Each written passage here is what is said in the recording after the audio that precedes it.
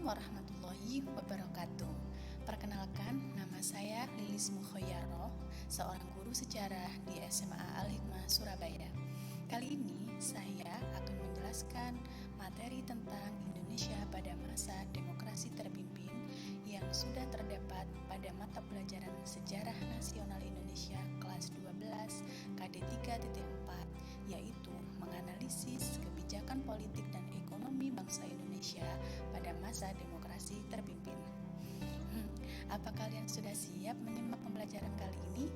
Kalau sudah siap, jangan lupa kita baca doa dulu ya. Berdoa dimulai. Berdoa selesai. Baik, langsung saja kita mulai pembelajaran kali ini.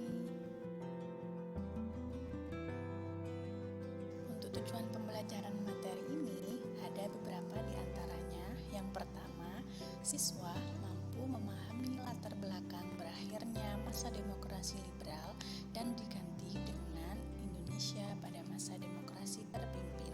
Yang kedua, siswa mampu mengetahui kebijakan politik dan ekonomi pada masa demokrasi terpimpin. Yang ketiga, siswa mampu menganalisis penyebab berakhirnya masa demokrasi terpimpin. Dan yang tidak kalah penting adalah siswa mampu mengambil hikmah yang bisa dipelajari untuk kehidupan mereka dari materi Indonesia pada masa demokrasi terpimpin. Nah, di gambar ini ada keadaan atau suasana Istana Merdeka pada tanggal 5 Juli 1959. Memangnya terjadi apa pada tanggal 5 Juli 1959? Ternyata terjadi sebuah keputusan Presiden Soekarno yang dikenal dengan Dekret Presiden 5 Juli 1959. Latar belakangnya karena Dewan Konstituante mengalami kegagalan dalam merumuskan undang-undang baru dan akhirnya diputuskanlah dekret ini. Isi dekret ini antara lain: 1. Pembubaran konstituante, 2. Berlakunya kembali UUD 1945 dan tidak berlakunya UUD 1950, serta yang ketiga membentuk MPRS dan DPAS. Dengan adanya Dekret Presiden 5 Juli 1959 ini, maka berakhirlah masa demokrasi liberal dan kemudian diganti dengan masa demokrasi terpimpin. Tahukah kalian bahwa bangunan yang ada di slide ini merupakan bangunan yang dibangun pada masa demokrasi terpimpin? Yap, kalian betul. Bangunan ini dinamakan Gelora Bung Karno atau GBK yang terletak di kota Jakarta. Bangunan ini dibangun pada tahun 1962 yang sudah diusahakan sejak tahun 1960 sebagai bangunan yang mendukung acara Asian Games keempat tahun 1962. Upacara pembukaan Asian Games keempat ini dihadiri oleh lebih dari 110.000 orang dan Presiden Soekarno berpidato bahwa peristiwa ini merupakan tonggak sejarah bagi bangsa Indonesia, khususnya di bidang olahraga yang merupakan bagian dari Nation and Character Building. Setahun kemudian dilaksanakan Ganevo atau Games of the New Emergency Forces ke-1 tahun 1963. Apa itu demokrasi terpimpin?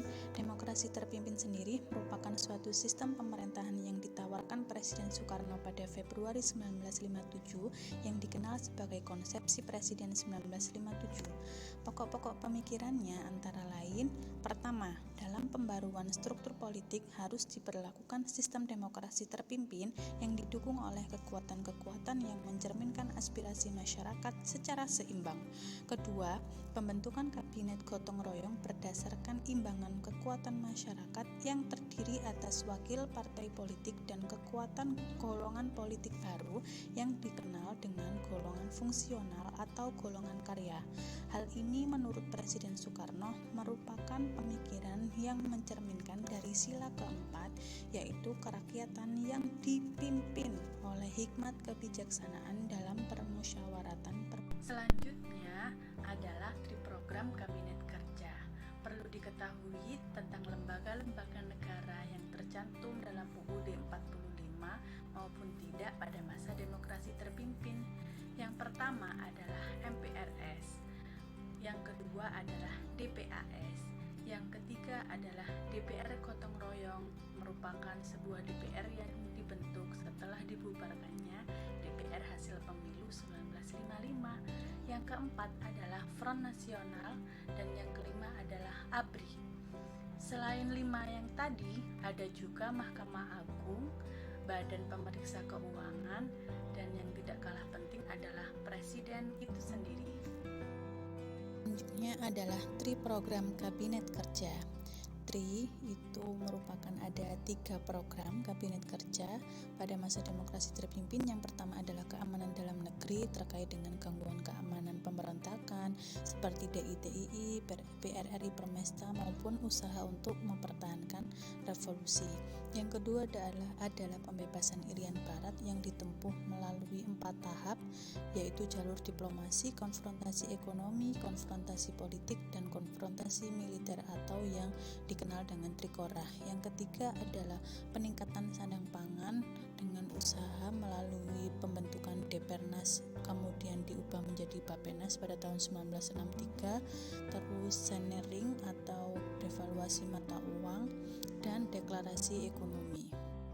Antara tahun 1960 sampai 1965, kekuatan politik pada waktu itu terpusat di tangan Presiden Soekarno. Presiden Soekarno memegang seluruh kekuasaan negara dengan TNI AD dan PKI di sampingnya.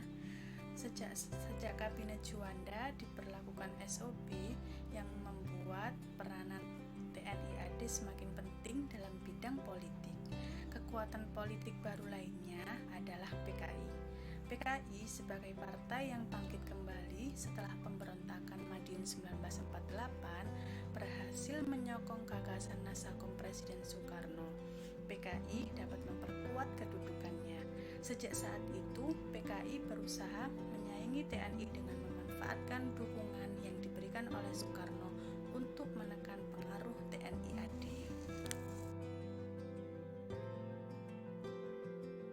Sekarang kita beranjak pada politik luar negeri pada masa demokrasi terpimpin yang kita kenal dengan NEVO dan OLDEVO. Presiden Soekarno membagi kekuatan politik dunia menjadi 2, yaitu OLDEVO dan NEVO. OLDEVO atau Old Established Forces yaitu kekuatan lama yang telah mapan, yakni negara-negara kapitalis yang neokolonialis dan imperialis atau disingkat dengan NEKOLIM, atau lebih tepatnya negara-negara yang pernah menjadi penjajah. Nah, sedangkan NEVO atau New Emerging Forces yaitu kubu bangsa yang tertindas yang secara progresif dan revolusioner menentang imperialisme dan neokolonialisme. Nah, dari NEVO dan OLDEVO ini akan kita lihat bagaimana kebijakan-kebijakan selanjutnya. Untuk pelaksanaan politik luar negeri NEVO dan OLDEVO antara lain, hubungan dengan negara barat menjadi renggang karena kasus Irian Barat. Kita ketahui bersama bahwa Belanda merupakan negara yang termasuk dalam OLDEVO, sedangkan Indonesia negara yang termasuk dalam NEVO.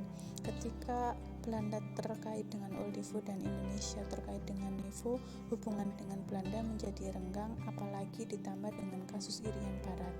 Yang selanjutnya adalah hubungan dengan Timur, kebalikannya menjadi lebih erat. Buktinya, Uni Soviet memberikan kredit pembelian peralatan militer modern untuk Indonesia. Munculnya poros Jakarta, Phnom Penh, Peking, dan adanya konfrontasi dengan Malaysia. Nah, terkait dengan konfrontasi Malaysia, masalah ini berawal dari munculnya keinginan Tengku Abdul Rahman dari Persekutuan Tanah Melayu dan Lee Kuan Yew dari Republik Singapura untuk menyatukan kedua negara tersebut menjadi Federasi Malaysia. Menurut Presiden Soekarno, hal ini merupakan sebagian dari rencana Inggris untuk mengamankan kekuasaannya di Asia Tenggara dan sebagai proyek neokolonialisme Inggris yang membahayakan revolusi Indonesia. Federasi Malaysia diproklamasikan pada tanggal 16 September 1963 dan esok harinya hubungan diplomatik antara Indonesia dengan Malaysia diputuskan. 3 Mei 1964, Presiden Soekarno mengucapkan Dwi Kora dengan Marsikal Madya Omar Dani sebagai panglimanya. Ditambah lagi konfrontasi ini dengan masuknya Malaysia menjadi anggota tidak tetap Dewan Keamanan PBB yang kemudian direspon oleh Indonesia dengan keluarnya Indonesia dari PBB pada tanggal 7 Januari 1965. Nah, kiranya cukup sampai di sini dulu ya pembelajaran kita kali ini. Tapi pembahasan tentang materi Indonesia pada masa demokrasi terpimpin masih ada lanjutannya loh. Untuk itu nantikan video saya part 2 ya. Semoga bermanfaat. Thank you for watching. Assalamualaikum warahmatullahi wabarakatuh.